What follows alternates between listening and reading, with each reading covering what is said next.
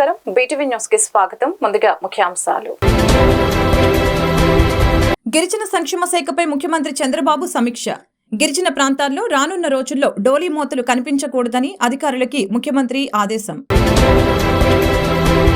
ఉప ముఖ్యమంత్రి పవన్ కళ్యాణ్ తో US consul general Jennifer Larson భేటీ. జెన్నిఫర్ లార్సన్ ని ఆమె బృందాన్ని సత్కరించిన పవన్ కళ్యాణ్ పెట్టుబడుల్ని ప్రోత్సహించే సానుకూల దృక్పథం తమ ప్రభుత్వంలో ఉందని పవన్ వెల్లడి. జిల్లా ఎస్పీలతో హోంమంత్రి అనిత సమీక్ష. గత 5 ఏళ్లలో పోలీస్ వ్యవస్థను నిర్వీర్యం చేశారని విమర్శ. ఏజెన్సీ ప్రాంతంలో గంజాయి కట్టడికి సీసీ కెమెరాలతో ప్రత్యేక డ్రైవ్లు ఏర్పాటు చేస్తామని హోంమంత్రి వెల్లడి. నగరంలో గంజాయిపై ఉక్కుపాదం మోపుతున్నామని విజయవాడ పోలీస్ కమిషనర్ రాజశేఖర్ బాబు వెల్లడి. విజయవాడ పోలీస్ కమిషనర్ పరిధిలో 4 గంజాయి కేసులలో 17 మందిని నిందితులను అరెస్టు చేశామని స్పష్టీకరణ.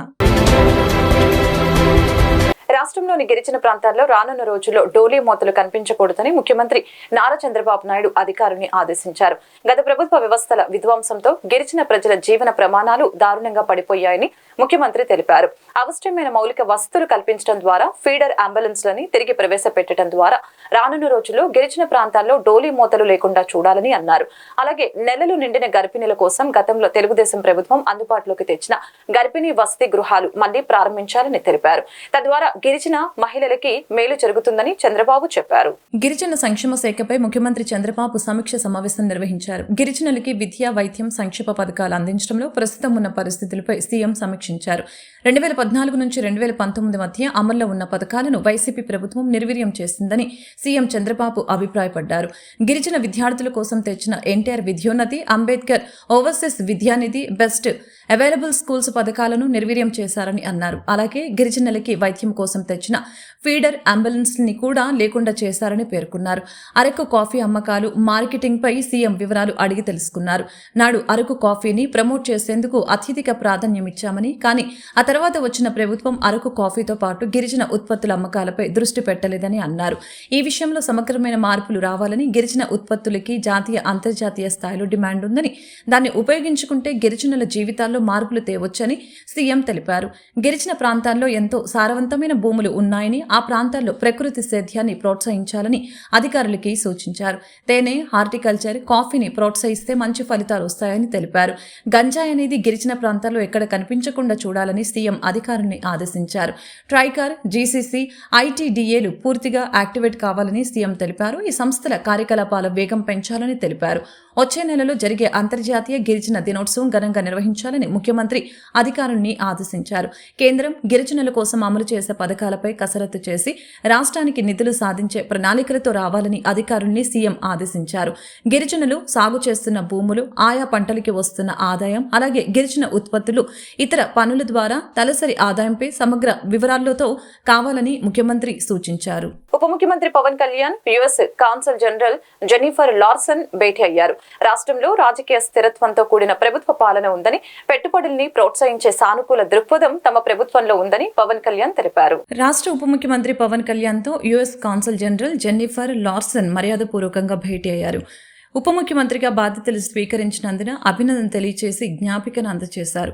మంగళవారం ఉదయం మంగళగిరిలోని పవన్ కళ్యాణ్ నివాసంలో ఈ సమావేశం జరిగింది. ఈ సందర్భంగా జెన్నిఫర్ లార్సన్ ని, ఆమె బృందాన్ని పవన్ కళ్యాణ్ సత్కరించారు. ఈ సందర్భంగా ఆంధ్రప్రదేశ్ రాష్ట్రంలో పెట్టుబడులు, అభివృద్ధి ప్రాజెక్టులకి చేపట్టేందుకు ఉన్న అవకాశాలు చర్చకు వచ్చాయి.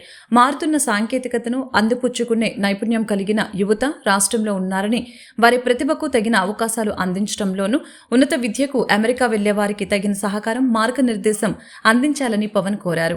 పర్యావరణ హితమైన కార్యక్రమాలకు ప్రోత్సాహం ఉంటుందని తెలిపారు.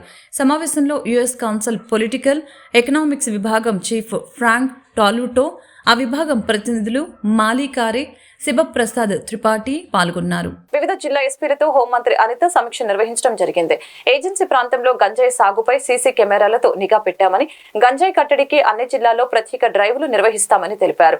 గత 5 ఏళ్లలో పోలీస్ వ్యవస్థని నిర్వీర్యం చేశారని విమర్శించారు. రాష్ట్రంలో పోలీసుల సంక్షేమం, గంజాయి నివారణ, ఇతర అంశాలపై హోంమంత్రి అనిత జిల్లా ఎస్పీలతో విశాఖలో నేడు సమీక్ష నిర్వహించారు. ఈ సందర్భంగా ఆమె మాట్లాడుతూ గంజాయి నివారణపై మంత్రివర్గ ఉపసంఘాన్ని నియమించినట్లు తెలిపారు. ఏజెన్సీ ప్రాంతంలో నగరంలో గంజాయి సాగుపై సీసీ కెమెరాలతో నిఘా వేస్తామని చెప్పారు. గంజాయిని కట్టడి చేసేందుకు అన్ని జిల్లాలో ప్రైవేటు డ్రైవ్ నిర్వహిస్తామని అనిత పేర్కొన్నారు. డ్రగ్స్ సేవించినట్లు నిర్ధారించే పరికరాలు అందుబాటులో లేవని, గత 5 ఏళ్లలో పోలీసు వ్యవస్థను నిర్వీర్యం చేశారని విమర్శించారు. పోలీస్ అంటే భయం కాదు, భద్రత అనే భరోసా రావాలని తెలిపారు. పోలీసులకు వీక్లీ ఆఫ్ విషయం పరిశీలిస్తామని హోంమంత్రి అనిత చెప్పారు. పోలీసుల సరెండర్ లీవ్లకు నిధులు ఇస్తామని స్పష్టం చేశారు. మన వైజాగ్ సిపి ఆఫీస్ నుంచి స్టేట్లో ఉన్న అన్ని జిల్లాల ఎస్పీలతోని, అదేవిధంగా హెడ్ ఆఫ్ ది డిపార్ట్మెంట్ అందరితోని కూడా ఈరోజు ఒక వీడియో కాన్ఫరెన్స్ కండక్ట్ చేయడం జరిగింది. వీడియో కాన్ఫరెన్స్ మనకి యాక్చువల్గా నేను ఛార్జ్ తీసుకున్న తర్వాత కాన్ఫరెన్స్ మ్యాక్సిమం డీజీపీ గారితో రివ్యూస్ అయితే మనం అందరం కూడా చేసుకున్నాం. డీజీపీ ఆఫీస్లో 2 times, అదేవిధంగా ఫినాన్స్ డిపార్ట్మెంట్ వాళ్ళతో కూడా, అంటే ఎంతవరకు ఫండ్ ఉంది, దాన్ని ఎలా యూటిలైజ్ చేసుకోవాలి, ఇంకా మన వెల్ఫేర్ ఎలా ఇవ్వాలన్న ఉద్దేశం మీద కూడా ఫినాన్స్ డిపార్ట్మెంట్ వాళ్ళతో కూడా మాట్లాడడం జరిగింది. అయితే ఫస్ట్ టైం నేను as a home minister review కూడా చేసుకొని ఈరోజు అందరు ఎస్పీస్ని కూడా వీడియో కాన్ఫరెన్స్లో తీసుకొని ఈరోజు మీటింగ్ పెట్టడం జరిగింది. మెయిన్ ఎజెండాగా ఈరోజు మీటింగ్లో కూడా మనకి గాంజా ఎలాగ మనం అరికట్టాలి, అదేవిధంగా గాంజా విషయంలో ఎన్ని కేసెస్ మనకు అందరికీ కూడా ఫైల్ అయినాయి, ఇంకా మనం ఏ ప్రికాషన్స్ తీసుకుంటే గాంజాని మనం ఇంకొంచెం ఎఫెక్టివ్గా మనం అరికట్టగలం అన్న దాని మీద ఒక డిస్కషన్ జరిగింది. At the same time crime against women మీద కూడా ఇప్పుడు ఏదైతే చిన్న చిన్న పిల్లల మీద అబ్యూజెస్ జరుగుతున్నాయో, ఉమెన్ మీద అబ్యూజెస్ జరుగుతున్నాయో, వాటి మీద మనం ఎలా నివారించడానికి మనం ఎటువంటి ప్రోగ్రామ్స్ తీసుకోవాలి, అట్ ద సేమ్ టైం ఎలా పబ్లిక్ పార్టిసిపేషన్ అనేది చేయాలి అన్న దాని మీద ఒక కార్యాచరణ ప్రకటించడానికి, అదేవిధంగా పోలీస్కి సంబంధించి వెల్ఫేర్ మీద కూడా ఇప్పటి వరకు పోలీసులు నేను చాలా సందర్భాల్లో చెప్తున్నా, వెహికల్స్ విషయంలోనే కానీ పోలీసులకి ఈవెన్ వెహికల్స్ కూడా లేని పొజిషన్ నుంచి ఈరోజు పరిస్థితులు ఉన్నాయి. అట్ ద సేమ్ టైం ఆరోగ్య భద్రత కూడా ఫుల్ ఫ్లెజ్డ్గా పోలీస్ డిపార్ట్మెంట్ వాళ్ళకి వెళ్ళని సిచ్యువేషన్స్, అదేవిధంగా ఇంకా వెల్ఫేర్ మెజర్స్ అన్నీ ఉన్నాయండి. వాటన్నిటి గురించి కూడా చాలా డీటెయిల్డ్గా మేము ఈరోజు డిస్కషన్ చేసుకోవడం అయితే జరిగింది. డిస్కషన్ చేసుకున్న ప్రతిసారి కూడా ఏదైతే మనకి పోలీస్ డిపార్ట్మెంట్ ఇన్వెస్టిగేషన్కి సంబంధించి ఇంతకు ముందున్న టూల్స్ ఈరోజు లేకపోవటం ఒక ఎత్తు, గాంజా విషయంలోని విచ్చలవిడితనం పెరిగిపోయి ఏ క్రైమ్ జరిగినా కూడా దాని వెనకాతల గాంజా అన్నది బేస్ అయిపోవటం అనేది మనందరం కూడా చూస్తున్నాం. నగరంలో గంజాయిపై ఉక్కుపాదం మోపుతున్నామని విజయవాడ పోలీస్ కమిషనర్ రాజశేఖర్ బాబు తెలిపారు. విజయవాడ పోలీస్ కమిషనర్ పరిధిలో 4 గంజాయి కేసులలో 17 మంది నిందితుల్ని అరెస్టు చేశామని వెల్లడించారు. విజయవాడ నగర పోలీస్ కమిషనర్ రాజశేఖర్ బాబు మీడియాతో మాట్లాడారు. రాష్ట్రాన్ని మాదక ద్రవ్య రహిత రాష్ట్రంగా తీర్చిదిద్దాలని ప్రభుత్వ ఆదేశాల మేరకు ఇప్పటికే 100 రోజుల యాక్షన్ ప్లాన్ సిద్ధం చేశామని స్పష్టం చేశారు. విజయవాడ పోలీస్ కమిషనర్ పరిధిలో 4 గంజాయి కేసుల్లో 17 మంది నిందితుల్ని అరెస్టు చేశామని వెల్లడించారు. ఈ 17 మంది నిందితులు నేర చరిత్ర కలిగిన వ్యక్తులే అని, నిందితుల వద్ద నుంచి 46 కేజీల గంజాయి స్వాధీనం చేసుకున్నామని తెలిపారు. వీరిని రిమాండ్కి పంపుతున్నామని, గంజాయిని అరికట్టేందుకు అన్ని చర్యలు తీసుకుంటున్నామని చెప్పారు. గతంలో పలు అక్రమ మారక ద్రవ్యాల కేసుల్లో అరెస్ట్ అయిన వారిని జియో ట్యాగ్ ద్వారా ఎప్పటికప్పుడు పర్యవేక్షిస్తున్నామని, గంజాయికి అలవాటు పడి సులభంగా డబ్బులు సంపాదించడానికి అక్రమంగా గంజాయిని కొనుగోలు చేసి పలు ప్రాంతాల్లో వీరు విక్రయించి జలసాలు చేస్తున్నారని చెప్పారు. విజయవాడ నగర పరిధిలో గత 5 ఏళ్లలో గంజాయిపై 719 కేసులు రిజిస్టర్ అయ్యాయని, సీలేరు నుండి ఎక్కువగా ఈ గంజాయి తీసుకుని వస్తున్నారని తెలిపారు. గంజాయి విక్రయంలో సంబంధం ఉన్న ప్రతి వ్యక్తిని అరెస్టు చేసి శిక్ష పడేలా చేస్తామని తెలిపారు. విజయవాడ పోలీస్ కమిషనరేట్ పరిధిలో యాంటీ నార్కోటిక్ సెల్ మరియు లా అండ్ ఆర్డర్ బృందాలు వారు చేసిన ఆపరేషన్స్లో ఒక 4 కేసెస్లో మనం ఈరోజు 17 మందిని, ఈ గంజా కేసెస్లో ఇన్వాల్వ్ అయిన 17 మంది నిందితుల్ని ఈరోజు అరెస్ట్ చేసి రిమాండ్కి పంపిస్తున్నాం.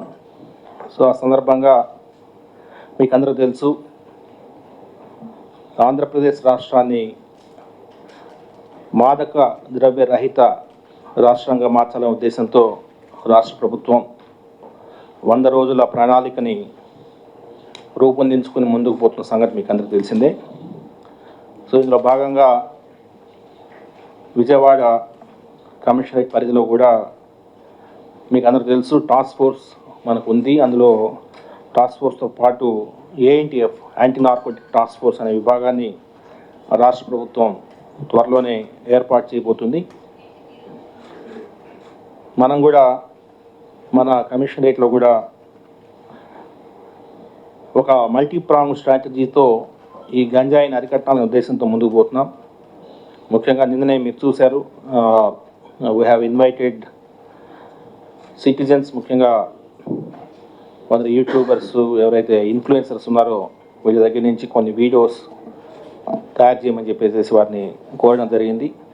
సో తద్వారా ప్రతి కాలేజీలో కావచ్చు, ప్రతి కార్నర్లో కావచ్చు మీటింగ్స్ ఏర్పాటు చేసి దీని మీద అవగాహన కల్పించడం ముఖ్య ఉద్దేశంగా ముందుకు పోతున్నాం. ఆల్రెడీ నిన్ననే చెప్పాను, నేను గంజా పెడ్లర్స్ ఎవరైతే ఉన్నారో వాళ్ళందరి మీద వారి స్థావరాలని, అదేవిధంగా వారు ఏరియా ఆఫ్ ఆపరేషన్ కూడా జియో ట్యాగ్ చేసుకుంటూ సర్వేలెన్స్ పెంచడం అనేది ఒక స్ట్రాటజీ అయితే, కేసెస్ ఏదైతే ఉన్నాయో ఈ కేసెస్ని పర్యవేక్షించి వీటిలో ముద్దాయిలకి శిక్ష పడేలాగా చేయడం మరొక స్ట్రాటజీలో భాగం. ముఖ్యంగా మనకు లాస్ట్ 5 yearsలో చూస్తే విజయవాడ నగర పోలీస్ కమిషనరేట్ పరిధిలో 719 కేసెస్ రిజిస్టర్ అయినాయి లాస్ట్ 5 yearsలో. సో 719 కేసెస్లో బ్యాక్వర్డ్ లింకేజ్. ప్రతిపక్ష నేత హోదా కోసం మాజీ సీఎం జగన్ హైకోర్టులో పిటిషన్ వేశారు. ఇందుకు సంబంధించిన వివరాలు ఇవ్వాలంటూ స్పీకర్ కార్యదర్శి, అసెంబ్లీ కార్యదర్శికి హైకోర్టు నోటీసులు జారీ చేసింది. జగన్ వేసిన పిటిషన్ పై విచారణను హైకోర్టు 3 వారాలు వాయిదా వేసింది. ఆంధ్రప్రదేశ్ అసెంబ్లీలో ప్రతిపక్ష నేత హోదా కోసం వైసీపీ అధినేత మాజీ సీఎం జగన్ వేసిన పిటిషన్పై విచారణను హైకోర్టు 3 వారాలు వాయిదా వేసింది. తమకు ప్రతిపక్ష నేత హోదానివ్వాలని వైసీపీ ఇప్పటికే స్పీకర్కు విజ్ఞప్తి చేసినట్లు జగన్ తరపున న్యాయవాది ఈరోజు విచారణ సందర్భంగా హైకోర్టు తెలిపారు. ఇందుకు సంబంధించిన వివరాలు ఇవ్వాలంటూ స్పీకర్, కార్యదర్శి, అసెంబ్లీ కార్యదర్శికి హైకోర్టు మంగళవారం నోటీసులు జారీ చేసింది. తదుపరి విచారణను వాయిదా వేసింది. కక్షపూరితంగానే ప్రతిపక్ష హోదాని ఇవ్వటం లేదని జగన్ తరపు న్యాయవాది కోర్టుకు తెలిపారు. ప్రతిపక్ష నేతగా స్పీకర్కు జగన్ రిప్రజెంటేషన్ ఇచ్చారా అని హైకోర్టు అడిగింది. గత నెల 24న ఇచ్చినట్లు జగన్ తరపు న్యాయవాది సమాధానమిచ్చారు. దీంతో న్యాయమూర్తి నోటీసులు జారీ చేశారు. మంత్రి లోకేష్ చేపట్టిన ప్రజా దర్బార్కు ప్రజలు పోటెత్తుతున్నారు. లోకేష్ ప్రతి ఒక్కరిని స్వయంగా కలుస్తూ వినతులు స్వీకరించారు. నేనున్నానని ప్రజలకి లోకేష్ భరోసా ఇస్తున్నారు. మంత్రి నారా లోకేష్ ప్రజా దర్బారుకు ప్రజలు పోటెత్తుతున్నారు. నేడు 20వ రోజు తెల్లవారుజాము నుంచే ప్రజలు తరలివచ్చి క్యూలో నిల్చున్నారు. రాష్ట్ర నలుమూలల నుంచి తరలి వస్తున్న ప్రజల సమస్యల్ని, కష్టాలను ఓపికగా వింటున్న లోకేష్ వారి కన్నీళ్లు తుడుస్తూ తానున్నానంటూ భరోసా ఇస్తున్నారు. ఎవరు అధైర్యపడవద్దని, అందరికీ అండగా ఉంటానని హామీ ఇచ్చారు. ఉండవల్లిలోని లోకేష్ నివాసంలో నిర్వహించిన ఈ ప్రజా దర్బార్లో లోకేష్ ప్రతి ఒక్కరి సమస్యల్ని స్వయంగా కలిసి వింటూ వినతి పత్రాలని స్వీకరిస్తున్నారు. వారి సమస్యలకి తక్షణమే పరిష్కారం చూపేలా ఆయా శాఖల సిబ్బందికి ఆదేశాలు జారీ చేశారు.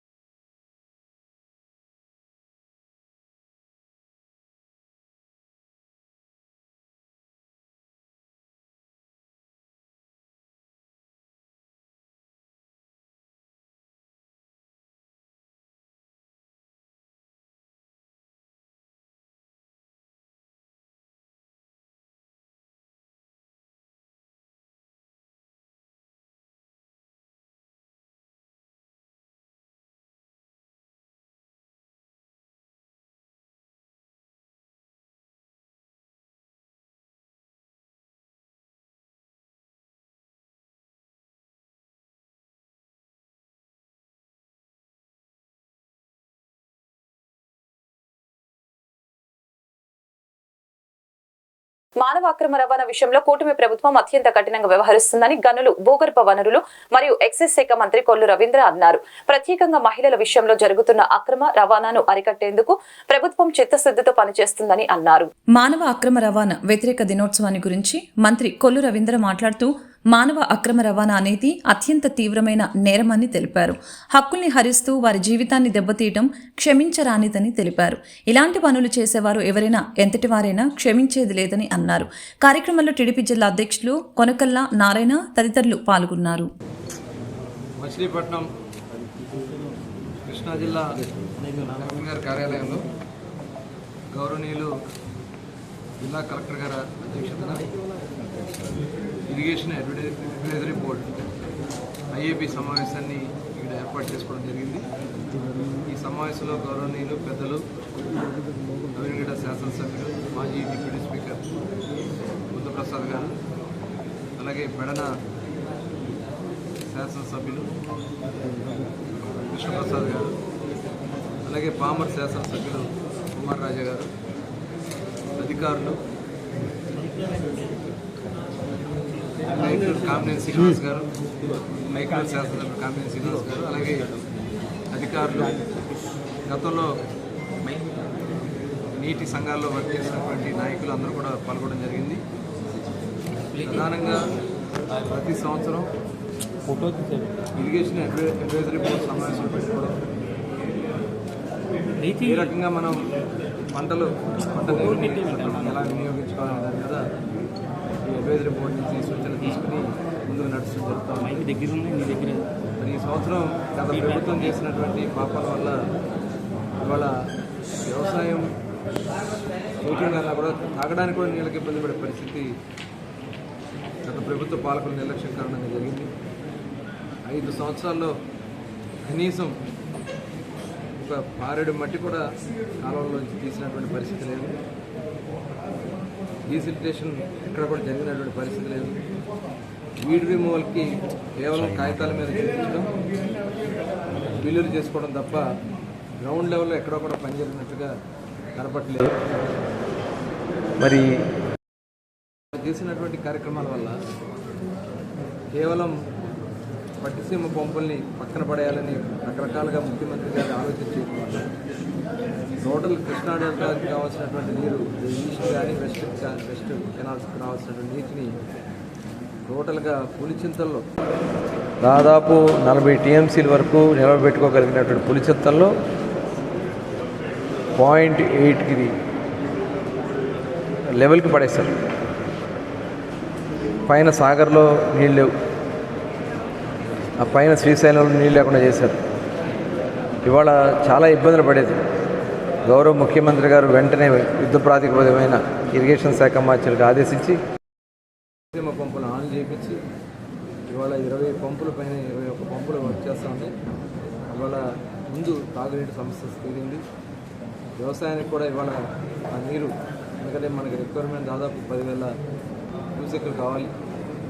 ఈ 10,000 క్యూసెక్లు రావాలంటే పంపుల నుంచి వచ్చేది ఇక్కడిది లాస్ట్ పాయింట్కి వచ్చేటప్పటికి ప్రకాశం వ్యాలీ దగ్గర 4,000-5,000 మధ్యలో వస్తూ ఉన్నాయి.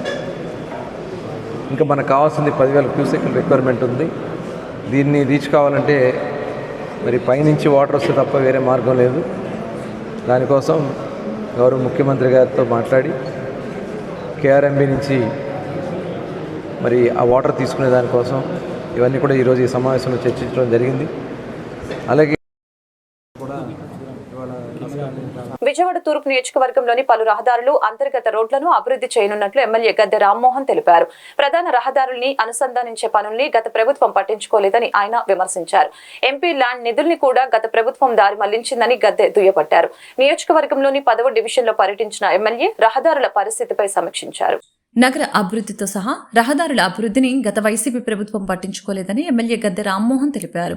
తెలుగుదేశం కార్పొరేటర్లతో కలిసి 10వ డివిజన్లో పర్యటించిన గద్దె రోడ్ల పరిస్థితిని సమీక్షించారు. ప్రధాన రహదారులకి అనుసంధానం చేయవలసిన అంతర్గత రోడ్లను అభివృద్ధి చేయాలని నిర్ణయించారు. చిన్నపాటి పనులు చేస్తే వాహనదారులకి ఇబ్బందులు లేకుండా ట్రాఫిక్ ను నియంత్రించవచ్చని అభిప్రాయం వ్యక్తం చేశారు. డాన్ బాస్కో స్కూల్ ఎదురుగా ఉన్న రహదారి అభివృద్ధిని గత ప్రభుత్వం పట్టించుకోలేదని, ఈ రహదారి అభివృద్ధికి గత ఎంపీ సుమారు 30 లక్షల నిధులు తీసుకువచ్చినా ఫలితం లేదని ఆయన దుయ్యబట్టారు. కార్యక్రమంలో స్థానిక కార్పొరేటర్ దేవినేని అపర్ణ, టీడీపీ శ్రేణులు పాల్గొన్నారు.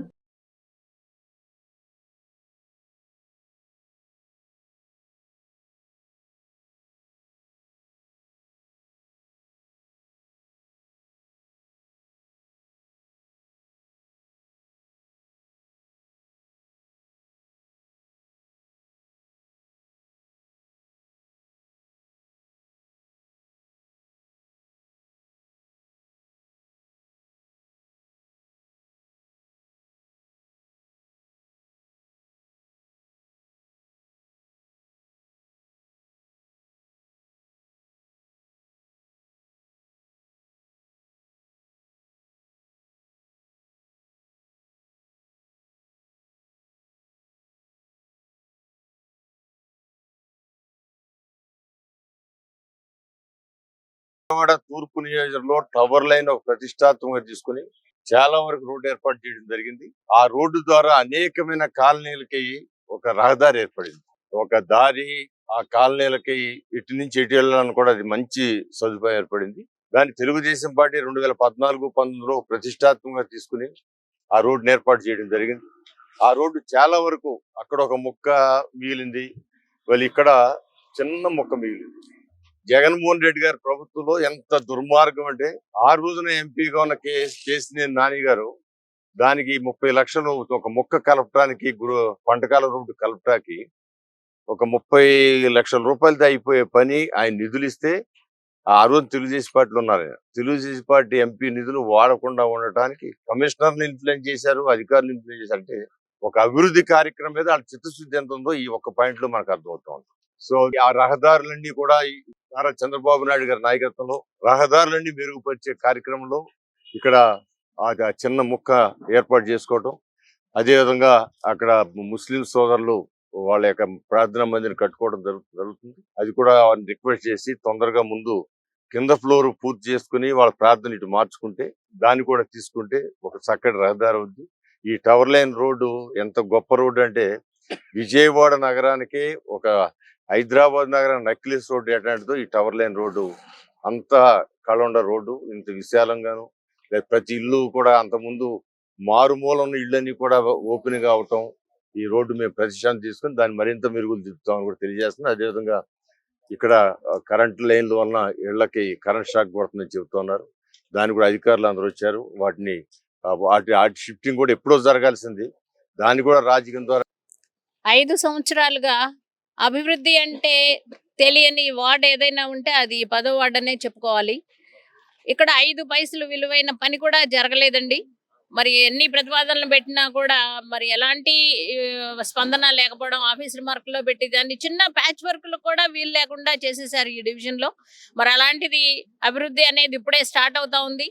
అట్లాగే ఈ హై టెన్షన్ రోడ్ అనేది కూడా ఇది ఒక మణిహారం లాగా చాలా పెద్ద రోడ్డుగా యాక్సెస్ అయింది. ఇది ఇక్కడ నుంచి కూడా పంటకాల రోడ్డు దగ్గర నుంచి ఆయుష్ వరకు, కరెన్సీ నగర్ వరకు ఉన్న ఈ రోడ్డు వల్ల విపరీతమైన ట్రాఫిక్ పెరగటమే కాకుండా చాలా సులువుగా కూడా మరి మెయిన్ హైవే ఎక్కకోకుండా ఇటు నుంచి వెళ్ళిపోవడం జరుగుతుంది. మంచి రోడ్డుగా దీన్ని అందరూ చాలా ఎక్కువగా వాడుతున్నారు. అలాగే మూసుకుపోయి ఉన్నటువంటి కాలనీలన్నీ కూడా ఈ రోడ్డు తోటి అన్ని ఓపెన్ అయిపోయినట్టు, ఇంకా వాళ్ళ ఫేస్ వాల్యూ కూడా బాగా పెరిగిందని కూడా చెప్తున్నారు ఇక్కడ స్థానికులు. మరి ఈ రోడ్డు ఈ చిన్న ముక్క ఒకటి ఇక్కడ ఇంకా డెవలప్ అవ్వలేదండి. మరి అలాగా ఆ చివర కూడా విజయనగర్ కాలనీ చివరి రోడ్డు కూడా ఇంకా ఒక 250 మీటర్లు, అది కూడా టెండర్ ప్రాసెస్కి వచ్చింది. ఆ రోడ్డు కూడా తొందరలోనే పడుతుందని చెప్పని మేము ఆశిస్తున్నాము. ఈ రోడ్డు ఎక్స్టెన్షన్ అనేది ఏదైతే ఉందో ఆ చివరి వరకు వెళ్తే దాదాపు ఏలూరు రోడ్డుకి ప్యారలల్ గా ఉన్న ఈ రోడ్డు కూడా చాలా మంచి వృద్ధి చెందుతుంది. దీనికి కూడా ఒక మంచి పేరు మరి చంద్రబాబు నాయుడు గారి పేరు, ఎన్టీఆర్ గారి పేరు కానీ ఏదన్నా ఒకటి పెట్టదలిసి ప్రపోజల్ కూడా ఒకటి పెడతాము మేము. తప్పకుండా దీన్ని మంచి యాక్సెస్ రోడ్డుగా అందరూ భావిస్తున్నారు. అట్లాగే ఈ కాలనీ చుట్టుపక్కల ఉన్నటువంటి మిగతా రోడ్లు కూడా ప్యాచ్ వర్క్లు కానివ్వండి, డెవలప్మెంట్ అయితే ఇంకా నోచుకోలేదు.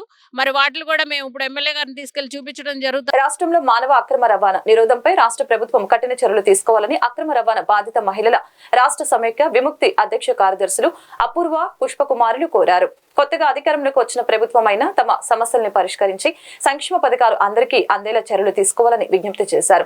పునరావాస కార్యక్రమాలు, నష్టపరిహారం అందించడంలో ఆనాటి రాష్ట్ర ప్రభుత్వాలు విఫలమయ్యాయని విమర్శించారు. బాధిత మహిళలు, బాలికలకి నష్టపరిహారం అందించాలని డిమాండ్ చేశారు. ప్రపంచ మానవ అక్రమ రవాణా వ్యతిరేక దినోత్సవం సందర్భంగా మంగళవారం స్థానిక ప్రెస్ క్లబ్ లో బాధిత మహిళలతో సమావేశం జరిగింది. ఈ సందర్భంగా విముక్తి రాష్ట్ర నాయకులు అపూర్వ, పుష్పకుమారులు మాట్లాడారు. అక్రమ రవాణా నిరోధంతో పాటు బాధిత మహిళల సమస్యలపై CM Chandrababu, deputy CM Pawan Kalyan, హోంమంత్రి దృష్టి సారించాలని విజ్ఞప్తి చేశారు. రాష్ట్రంలో మానవ అక్రమ రవాణా నిరోధించడం కోసం 13 జిల్లాల్లో 13 మానవ అక్రమ రవాణా నిరోధక యూనిట్స్లను ఏర్పాటు చేసి వాటికి పోలీస్ స్టేషన్లు హోదా కల్పించాలని తెలిపారు. గత 5 ఏళ్లుగా కనీసం 10% మంది ముద్దాయిలకు శిక్షలు కూడా పడటం లేదని విముక్తి నాయకులు ఆందోళన వ్యక్తం చేశారు. వెంటనే పూర్తిస్థాయి సిబ్బందిని నియమించి ఏహెచ్టీయూలను పటిష్టపరిచి రాష్ట్రంలో అక్రమ రవాణా నిరోధక చర్యలపై ప్రత్యేక కార్యాచరణ ప్రణాళిక రూపొందించాలని అమలు చేయడం జరిగింది. జీవో ఎంఎస్ నంబర్ 28 ప్రకారం రెస్క్యూ అయిన బాధితులకి 20,000 రూపాయలు తక్షణ ఆర్థిక సహాయం అందచేయాలని, కానీ నేటికి 5% మందికి తప్పితే మిగిలిన వాళ్లకు ఎవరికీ ఆర్థిక సహాయం అందలేదని తెలిపారు. మా సెక్స్ వర్కర్ డిమాండ్స్ ఏంటంటే, ఇప్పుడు సెక్స్ వృత్తిలో ఉన్న వాళ్ళకి పార్ట్నర్ అనేవాళ్ళు ఉండరు. ఉన్న భర్త ఉండకపోతే రేషన్ కార్డు, ఆధార్ కార్డు ఉండదు. గత ప్రభుత్వంలో ప్రతి పథకము అన్నిటికీ లింక్ చేసి ఉన్నాయి. మన జగన్మోహన్ రెడ్డి గారి ప్రభుత్వంలో ఇళ్ల స్థలం రావాలంటే, అమ్మఒడి రావాలంటే ration card, Aadhaar card must and షుడ్గా కావాలి. ఈ ప్రభుత్వంలో మేము సీఎం చంద్రబాబు నాయుడు గారికి తెలియజేసుకుంటుంది ఏంటంటే, కొంచెం మా సెక్స్ వర్కర్ల డిమాండ్స్ 30 సంవత్సరాలు వచ్చిన తర్వాత పెన్షన్ రావాలి. సెక్స్ వృత్తిలో ఇంకంతకంటే ఎక్కువ కాలం ఉండలేరు. కంపల్సరీ పెన్షన్లు కావాలి. అది మేము కోరుకుంటుంది. ఆధార్ కార్డు, రేషన్ కార్డు, ఇళ్ల స్థలాలు మాకు అనేది ఒక ప్రత్యేకమైన గుర్తింపు కలిగించాలని చెప్పి మేము ఈ మీడియా ద్వారా వృత్తిలో జనరల్ సెక్రటరీగా వర్క్ చేస్తున్నాను. ఈరోజు అంతర్జాతీయ మానవ అక్రమ రవాణా వ్యతిరేక దినోత్సవం సందర్భంగా మేము ఈరోజు ప్రెస్ మీటింగ్ పెట్టుకోవడం జరిగింది. మా ఆడపిల్లలపై అగత్యాలు జరుగుతున్నాయి. అలాగే ఏహెచ్టీ సర్వే మీద ఒక డిపార్ట్మెంట్ని ప్రభుత్వం నియమించింది. ఈ ఆడపిల్లల్ని అత్యాచారం ఓన్లీ ట్రాఫికింగ్ జరుగుతుంది కాబట్టి ఈ కేసులన్నింటినీ ఏహెచ్టీ సర్వే వాళ్ళకి అప్పచెప్పాలని చెప్పేసి కోరుకుంటున్నాము. ఈ అక్రమ రవాణా అరికట్టే మార్గాలు మాకు మీడియా కానీ, పోలీసు వారు కానీ, కోర్టుల వారు కానీ మాకు కొంచెం స్పందిస్తే మేము ట్రాఫికింగ్ అరికట్టాలని చెప్పేసి ప్రయత్నాలు చేస్తున్నాము. చిన్న ప్రయత్నాలు చేస్తున్నాము. మాకు కొంత సపోర్ట్ కావాలని చెప్పి మీ మీడియా ద్వారా తెలియజేస్తున్నాను. అలాగే మా కమ్యూనిటీలో ఎవరికి అందరు సింగిల్గా ఉన్నారు, ఎవరికి హస్బెండ్స్, వాళ్ళ ఫ్యామిలీస్ అంతా వాళ్ళ కాళ్ళ మీద వాళ్ళ పిల్లలు ఆధారపడి ఉంటున్నారు. వాళ్ళకి విడో పెన్షన్ అనేది ఇచ్చేయాలని చెప్పేసి కోరుకుంటున్నాము. అట్లాగే ప్రభుత్వ సంక్షేమ పథకాలు, హౌసింగ్స్ కానీ, డ్వాక్రా సంఘాలు అని ఇప్పుడు ఒక కమ్యూనిటీ అనగానే సమాజంలో చిన్నచూపు, వివక్షత అనేది చాలా ఎదుర్కొంటున్నాము. బ్యాంకుల వాళ్ళు కానీ చిన్న రుణాలు ఎట్లాగో ప్రభుత్వం ఇస్తుంది, ఆ సదుపాయాలు కూడా అందుకోలేని నిస్సహాయ స్థితిలో ఉన్నారు చాలామంది. అటువంటి వాళ్ళకైనా సరే ఈ పునరావాస కేంద్రం ఒక పథకంగా, పునరావాసం కేంద్రం అంటే ఓన్లీ ఒక రిస్క్ అవ్వగానే వెళ్ళి హోమ్లో పడేయటం అనేది కాదు. హోమ్లో సరైన కౌన్సిలింగ్ ఇవ్వాలి. ఆ సదుపాయాలు ఉండవు ఒకటి. ఆ తర్వాత ఆ రిస్క్ అయిన అమ్మాయి జార్ఖండ్ లో రైలు ప్రమాదానికి సంబంధించిన డ్రోన్ విజువల్స్ వైరల్ గా మారాయి. గూడ్స్ రైలును హౌరా ముంబై ఎక్స్ప్రెస్ ఢీ కొట్టడంతో 18 బోగీలు పట్టాలు తప్పిన సంగతి తెలిసిందే. బోగీలన్నీ పట్టాలపై చెల్లాచెదురుగా పడ్డాయి. దీంతో ఆ రూట్ లో పలు రైళ్లను తాత్కాలికంగా రద్దు చేశారు. కాగా ఈ ప్రమాద ఘటనలో ఇప్పటివరకు 2 మరణించగా 20 మంది గాయపడ్డారు.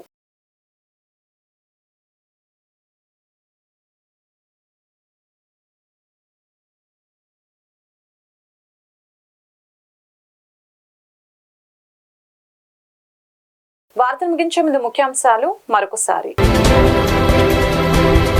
గిరిజన సంక్షేమ శాఖపై ముఖ్యమంత్రి చంద్రబాబు సమీక్ష. గిరిజన ప్రాంతాల్లో రానున్న రోజుల్లో డోలీ మోతలు కనిపించకూడదని అధికారులకి ముఖ్యమంత్రి ఆదేశం. ఉప ముఖ్యమంత్రి పవన్ కళ్యాణ్ తో US consul general Jennifer Larson భేటీ. జెన్నిఫర్ లార్సన్ ని, ఆమె బృందాన్ని సత్కరించిన పవన్ కళ్యాణ్ పెట్టుబడుల్ని ప్రోత్సహించే సానుకూల దృక్పథం తమ ప్రభుత్వంలో ఉందని పవన్ వెల్లడి. జిల్లా ఎస్పీలతో హోంమంత్రి అనిత సమీక్ష. గత 5 ఏళ్లలో పోలీస్ వ్యవస్థను నిర్వీర్యం చేశారని విమర్శ. ఏజెన్సీ ప్రాంతంలో గంజాయి కట్టడికి సీసీ కెమెరాలతో ప్రత్యేక డ్రైవ్లు ఏర్పాటు చేస్తామని హోంమంత్రి వెల్లడి. నగరంలో గంజాయిపై ఉక్కుపాదం మోపుతున్నామని విజయవాడ పోలీస్ కమిషనర్ రాజశేఖర్ బాబు వెల్లడి. విజయవాడ పోలీస్ కమిషనర్ పరిధిలో 4 గంజాయి కేసులలో 17 మందిని నిందితులను అరెస్టు చేశామని స్పష్టీకరణ. ఈ వార్తలు ఇంతటితో సమాప్తం. మరొక బులెటిన్లో మళ్ళీ కలుద్దాం. నమస్కారం.